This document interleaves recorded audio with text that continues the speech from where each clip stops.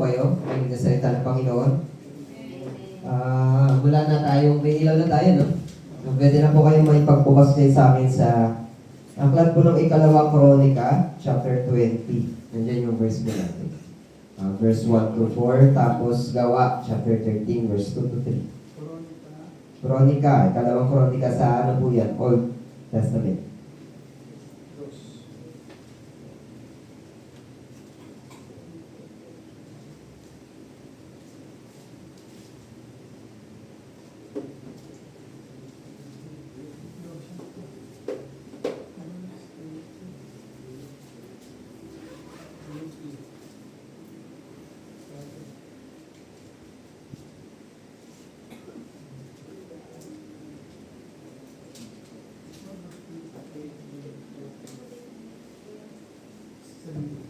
Ikalawang Kronika, chapter 20, verse 1 to 4. Lahin po natin yung Kronika. Sige, basahin ko po. Verse 1 to 4. Dumating ang panahon na nilusob ng mga Moabita, Amonita at ilang Meonita si Jehoshaphat. Verse 2, nabalitaan niya na isang malaking pangkat mula sa Edom ang sumasalaki sa ibayo ng lawa at nasa Hazazon Tamar na tinatawag ding Engedi. Nabahala si Jehoshaphat at humingi siya ng patnubay kay Yahweh. Iniutos niya na mag-ayuno ang lahat ng mamamayan ng Juda. Nagtipon-tipon ang buong Juda upang humingi ng tulong kay Yahweh. Dumating sila buhat sa iba't ibang lungsod. Tapos talon tayo sa Gawa. Chapter 13, verse 2 to 3.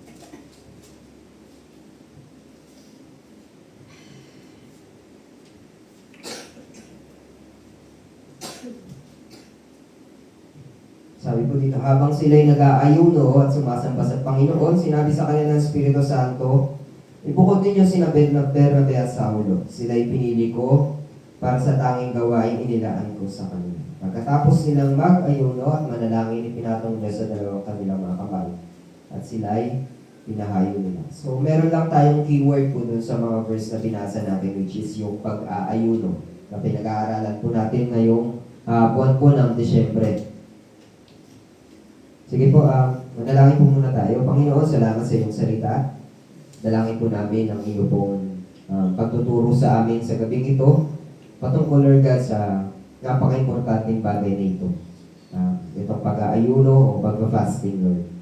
Patuloy ko pong dalangin na hindi lang ito maiwan sa lesson na ito o sa buwan ng Disyembre, but because magawa namin ito, bigyan mo kami ng karunungan, bigyan mo kami ng katapakan at kalakasan na magawa namin ang bagay na ito. Ito ay hindi lang para sa amin, kundi ito ay para sa iyo. Kaya Panginoon, ano man yung ituturo niyo sa gabing ito, dalangin po namin na maging bukas ang aming mga puso at ma-receive namin, Panginoon. Sa tanging pangalan ng Jesus. Amen. Pangatlong week na po natin, may nakagawa na po ba sa atin? Nag-ayuno? May nag-ayuno na sa atin dito. Wala pa. Wala pa, no? Yung mga nakaraang linggo po, sama-sama natin pinag-aaralan kung ano yung fasting. O bakit, pang last week pinag-aaralan natin bakit natin yung ginagawa. Sino makakasagot sa atin, bakit nga ba natin ginagawa yung fasting? Recitation po ito. Bakit nga ba nagpa-fasting isang Kristiyano? May tatlo akong binigay doon na dahilan. Pero ang nag-struck sa akin ito yung pinakauna. Kasi yung puso natin madali siyang umaliwas, no? Madali siyang masway. Madali tayong madaya. Kaya tayo nagpa-fasting para bumalik tayo doon sa tamang alignment, doon sa kalooban ng Diyos. Kaya yun yung isa sa mga sagot, bakit natin ginagawa yung fasting. Kapag kayong puso mo, alam mong malayo na sa Panginoon, fasting po, pag-aayuno yung isa sa solusyon.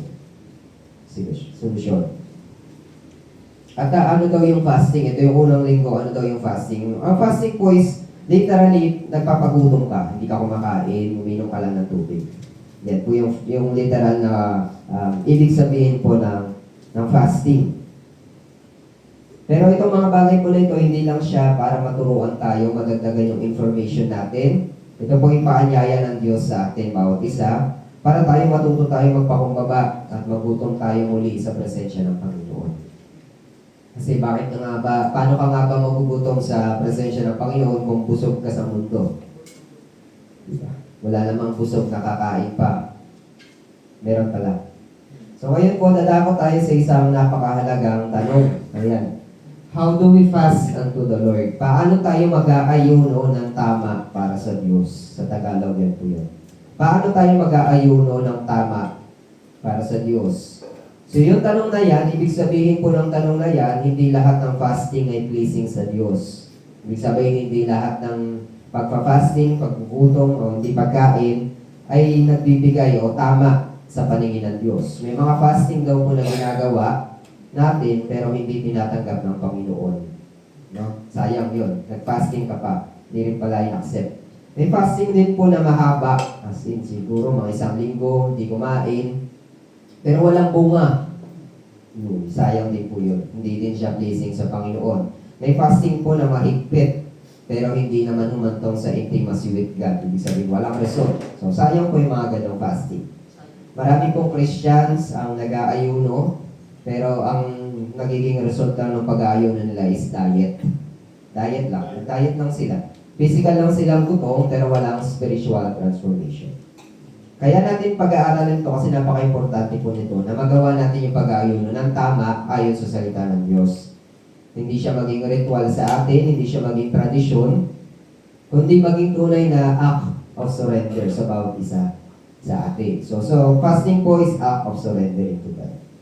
2 Chronicles chapter 20, tsaka Acts 13, yung binasa natin kanina, malinaw po na nagtuturo na ang fasting ay tinatanggap ng Diyos kapag katama yung ating puso at tama yung ating layunin. Yan. Tama yung ating puso at tama yung ating layunin. Ibig sabihin po, ang fasting dapat mayroong pagpapakumbaba, mayroong pananalangin at mayroong buong pag-asa at dependency sa Diyos. Ang fasting po unto the Lord ay hindi nagsisimula sa tiyan, nandiyan na sila. Nagsisimula po ito sa ating, nagsisimula ang fasting? Sa puso. Tama. Ang fasting unto the Lord ay hindi nagsisimula sa tiyan, nagsisimula ito sa ating puso. Ay, mayroon pala dyan. Ayan, kala ko lang. Hindi ito tungkol sa technique, kundi sa ating postura ng ating puso sa harap ng Diyos. Kamusta yung ating mga puso sa harap ng Panginoon? Yan po yung ating natama ngayon. So ngayong gabi po, hindi lang natin pag-aaralan paano mag-fasting ayon sa kalooban ng Diyos. Hayaan din natin turuan tayo ng Panginoon kung paano lumapit sa Kanya ng tama, may takot, pag-ibig at buong pagtitiwala. Pagkatapos mo nito, dalangin ko na hindi lang tayo matutong mag-ayuno ng tama, kundi mag-ayuno tayo para sa Diyos at hindi para sa sarili natin. Panalangin ko na maging part to ng ating buong Christian life. So meron akong tatlong bagay po dito, tatlong tawag dito, puntos, paano tayo makakapag-fasting ng tama ayon sa salita ng Diyos. Unang-una, syempre, pag tayo palalapit sa Diyos, you must prepare your heart. Dapat handa yung ating puso. Ano pong ibig sabihin nito? Mahalaga daw po na maintindihan natin na yung dapat unang inaasikaso natin pag nagpa-fasting ay hindi yung tiyan natin. Kasi ganyan yan eh. Nung dati nag-fasting kami ni Pastor, kumain kami ng marami bago kami mag-fasting kinabukasan para ready yung tiyan namin na ma-empty. At hindi kami agad maggutom. Pero pag-fasting daw po, hindi daw yun yung una natin dapat pine-prepare. Ang pine-prepare dapat natin yung puso natin. Kasi mahirap ang fasting, tama po? Kasi mag-iisip ko sa pagkain. Mahirap talaga yun. But fasting does not begin with food. It begins with the heart. Kagaya ng sinasabi natin kanina. Ibig sabihin, bago tayo magdesisyon, mag-ayuno, tinatawagan po tayo ng Diyos na magkaroon tayo ng humility, repentance, forgiveness, at letting go. Importante po itong apat na ito. Tandaan nyo, humility, repentance, forgiveness, and letting go. Hindi po pwedeng magpa-fasting tayo, mag-aayuno, tapos hindi maayos yung puso natin. Ibig sabihin, puno siya ng galit. Hindi pwedeng magpa-fasting ka ng galit ka, o may pride ka, may unforgiveness, or may tinatagong kasalanan. Importante po, humility, repentance, forgiveness, at letting go sa ating paghahanda bago tayo magpayuno. Sabi po dito, fasting without repentance or reconciliation is meaningless. Pag tayo daw po ay nagpa-fasting ng walang repentance, walang pagsisisi, walang reconciliation, ano sabi dyan? Yung fasting mo ay meaningless, walang kabuluhan. Nag-diet ka lang, hindi ka nag-fasting. So maaari po tayong hindi kumain, pero kung hindi naman daw tayo handang magsisi, hindi naman daw tayo handang magpatawad, magpakumbaba, wala siyang spiritual na power sa atin. Walang pakinabang sa atin, spiritually. Sa katunayan, nagiging empty ritual lang ito sa atin. Napapagod yung katawan mo, pero hindi nagbabago yung puso mo. Kaya sayang. So, importante, repentance and reconciliation. Makikita natin doon sa example po ni King Jehoshaphat, doon sa Judah, sa kronika na binasa natin. Bago sila humingi ng tulong at direction sa Diyos, anong ginawa nila? Hinambol muna nila yung kanilang sarili. Nagpautos si Haring Jehoshaphat na mag-ayuno. No? Hindi sila agad humingi ng sagot sa Panginoon. Una nilang ginawa, nilagay nila yung puso nila sa tamang posisyon sa harap ng Diyos. Ibig sabihin, meron silang pagsisisi, pagpapakumbaba sa harap ng ating Panginoon bago sila nag-ayuno. So, this is very important po para sa ating iglesia. Hindi tayo tinatawag ng Diyos para mag-fasting, para ipakita kung gaano tayo ka-dedicated. Tinatawag po tayo ng Lord mag-fasting o tinuturuan tayo ng Lord mag-fasting para linisin muna natin yung ating mga puso. Minsan po, ang mas mahirap kaysa sa hindi pagkain ay ang pag-amin ng kasalanan. Agree ba kayo? Mas mahirap po ang paghingi ng tawad. Minsan mas mahirap po ang pagbitaw ng sama ng loob. Mahirap ang magpakumbaba ng pride kaysa hindi pagkain. Pero lahat po yun kailangan natin gawin in order for us na makapag-fasting ng tama o ayon sa kalooban ng Diyos. Bago po tayo mag-ayuno, kailangan saliksikin muna natin yung ating sarili at hayaan ng Diyos na maglinis sa atin. May mga tanong ako dito. Ano yung mga area sa puso ko na kailangan kong linisin bago magsimula ang fasting? Hindi natin kayang linis yung puso natin. Ang Diyos lang po maglilinis. Pero yung mas aking surrender. Ano yan? Ano yung mga area sa puso natin na kailangan nating linisin bago tayo mag-fasting? Una, mayroon ba akong taong kailangang patawarin? Check mo yung heart mo ngayon. Pangalawa, may kasalanan ba akong hindi pinagtatapat o hindi pa sinusuko sa Panginoon, hindi pinagsisisihan? And then pangatlo, may pride ba ako na kailangang isuko sa Diyos? Ilan lang po yan sa mga tanong na dapat nating tanungin sa ating mga sarili bago tayo mag-ayun. So, ang fasting na may handang puso ay fasting na dinidinig ng Diyos. Kapag handa ang puso mo, didinggin ng Diyos yung fasting. Acceptable siya. Hindi niya po hinahanap yung perfectong tao, hinahanap niya yung pusong marunong magpakumbaba. At kapag kahanda yung puso natin, nagsisimula kumilos ang makapangyarihang Diyos sa buhay natin. So yun, prepare your heart. Sabi mo sa katabi mo, handa ba yung puso?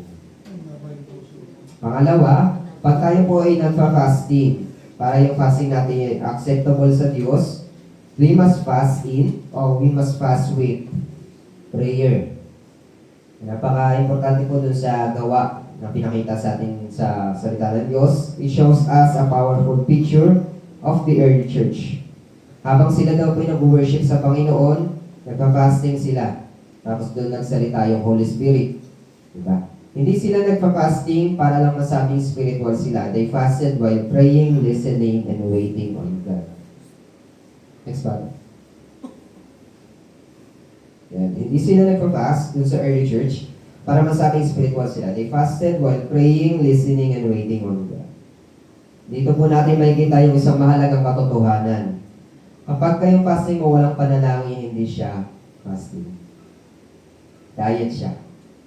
Kung nag-aayuno tayo pero hindi naman tayo nananalangin, hindi yun spiritual discipline. Na meron pa nga tayong medyo fasting. Pero hindi ka naman nag-pray, hindi ka tumigil ka lang ng cellphone. Hindi pa rin siya fasting, no? Kasi hindi ka nag-pray. Ito po ay, pag-fasting po ay hindi lang basta pagtigil sa pagkain o sa ginagawa mo, ito ay paglala ng oras para makipag-usap sa Diyos at makinig sa Kanyang tinig. At marami pong Kristiyanong nahihirapan dito. Minsan po, kayang tiisin ng katawan natin yung gutom, pero hirap na hirap tayo maglaan ng oras sa panalangin. Tama po ba? Ang fasting po na walang prayer ay, sabi dito, tahimik na pagdurusa. Pag ang fasting mo walang prayer, parang pinaparusahan mo na yung sarili mo. Wala siyang direksyon, walang intimacy, walang transformation. Kaya hindi po fasting pag hindi ka kumain dahil wala kang makain. Fasting ako wala kasi kami ulam. Hindi po. Dahil pag fasting ka, nananalangin ka at nakikinig ka sa Panginoon. Kapag pinagsama po ang fasting at prayer, doon nangyayari yung tunay na pagbabago. Sabi po na equation dito, fasting plus prayer is equals to spiritual focus at alignment sa will ng Panginoon. So sa panalangin po natin, nilalapit natin yung ating mga pasanin sa Diyos. Sa fasting, pinapakita natin na mas mahalaga ang kanyang presensya kaysa sa comfort. Habang tayo po ay nag-aayon at nananalangin, unti-unti umihina yung ingay ng mundo sa atin at lumalakas yung sensitivity natin sa boses ng Diyos. Sabi dito, kung kapag magpa-fasting ka, huwag mong tanangin kung kailan ka hindi kakain, at tanongin mo kailan ako lalapit sa Diyos sa panalangin. Importante po. Dahil ang fasting po na may panalangin na hindi lang nagbabawas ng pagkain, ito ay nagdadagdag ng intimacy sa Diyos. Ang fasting na may panalangin, hindi lang siya basta nagbabawas ng pagkain, nagdadagdag ka ng intimacy sa Diyos. Sabihin, mas sumalalim ka. Alam niyo po, scientifically speaking, ang fasting po maganda yung dulot niyan sa katawan natin. Lalo na kapag marami ka nang nararamdaman, isa yan sa recommended ng mga doktor na dapat ginagawa natin. Kasi nalilinis niya yung katawan mo. Nalilinis niya yung katawan mo. Kung ikaw yung medyo mabaho na yung pawis mo, mag-fasting ka, mawawala siya. Nalilinis kasi yung katawan. So, meron siyang epekto sa ating physical na katawan. Pero syempre, pag magpa-fasting tayo, hindi lang dapat physical na katawan yung nagbe-benefit. Pinaka-importante po, sa pinakamahalaga, ang nagbe-benefit dapat yung ating spiritual. Amen po? Yung ating relasyon sa Panginoon, yun ang dapat nagbe-benefit. Kaya dapat sa fasting natin meron tayong prayer. And syempre, pangatlo, hindi naman pwedeng prayer lang. Kailangan meron kang word and worship. So, kapag nag-aayon tayo, hindi sapat na tinatanggal lang natin yung pagkain. Sabi po kasi dito, ang fasting na ayon sa kalooban ng Diyos ay hindi lang emptying, kundi filling. Ayan o. Hindi lang basta ini-empty mo yung chat mo, kundi pinupuno mo ito. O pinapalitan mo ng salita ng Diyos yung buhay mo. Sa mga oras po na normally kumakain tayo, halimbawa, almusal, magde-decide ka, hindi ka kakain ng almusal kasi mag-pray ka, mananalangin ka, mag-worship ka sa Lord, yung po ay fasting. Doon natin sinasadyang lumapit sa Diyos. Kapag tayo ay oras na ng kainan, pero nagbukas ka ng Bible mo, nagbasa ka ng awit, maganda ba yung awit? Bukok, Psalms. Tapos nagninilay-nilay ka sa salita ng Panginoon, nag-worship ka, maawit ka sa Panginoon, yung ating pong fasting is mas lalo siyang lumalago, mas lalo siyang nagiging encouraging. Pero kapag walang word at worship, yung fasting, nagiging mahirap siya sa'yo, nagiging dry and discouraging. Pero pag pinupuno natin ang oras ng fasting ng salita ng Diyos, ang spirito natin ang pinapalakas niya kahit nanghihina ang ating katawan. Dito po hindi natin mamamalayan yung oras pag tayo ay nag-worship. Nagsasalita ka ng salita ng Diyos, di mamamalayan yung oras niya. Pero kung nagpagutom ka ng walang prayer, word, and worship, almusal pa lang, yung nai-skip mo, gusto mo nang matapos yung araw mo, feeling mo mamamatay ka na. Totoo po yan. Yung nag-fasting ka lang kasi akala mo hindi ka nakakain. Hindi ka nag-pray, hindi ka nag-worship. Almusal pa lang yung nai-skip mo, feeling mo mamamatay ka na. Gusto mo nang matapos yung araw, takal ng oras. Parang ganun. Pero once na nag-decide ka mag-fasting ngayong araw, tapos in-open mo yung Bible mo, nag-aaral ka, di mo pumamalayan yung oras. Busog ka pa sa salita ng Diyos. Ang psalm reading, worship at meditation sa scripture ay hindi lang pampalipas oras habang nagpa-fasting. Ito ay spiritual nourishment sa atin. Tulad po ng pagkain na nagbibigay lakas sa ating katawan, ang salita ng Diyos na nagbibigay buhay at lakas sa ating kaluluwa. Dito pinapaalalahanan po tayo kung sino ang Diyos, sino tayo sa kanyang harapan, at kung bakit siya karapat dapat hanapin. So, ang puso po ng fasting is not just abstaining from food, kundi filling ourselves with God Himself. God Himself. Kasunod na. So, sa worship po, hindi lang tayo humihingi, sumusuko tayo. Hindi lang po tayo nagsasalita sa worship, tayo po ay nakikinig. So, naaayos ito yung ating pananaw, napapatahimik yung ating kaluluwa, at naiaangat yung ating puso pabalik sa tamang lugar. I suggest po, pag magpapasting tayo, dapat i-isolate nyo yung sarili nyo. Hiwalay nyo yung sarili nyo sa anumang uri ng distraction.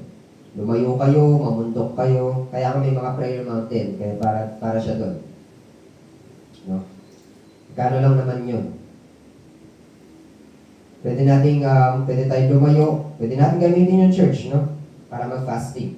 Para malaya ka makakaawit, magbabasa ng salita ng Diyos. Wala kang istorbo sa'yo, wala kang iisipin.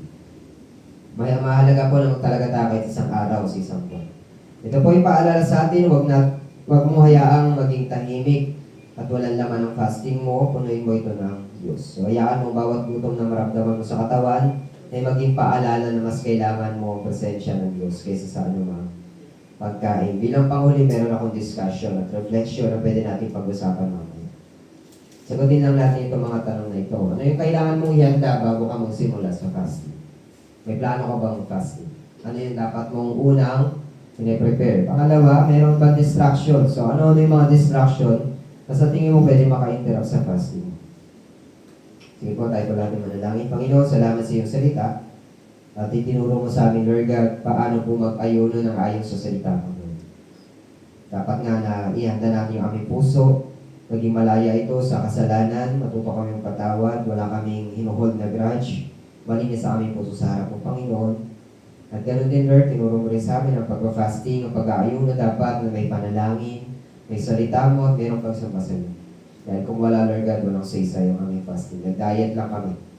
Nagutom lang kami pero walang saysay, walang spiritual value sa amin.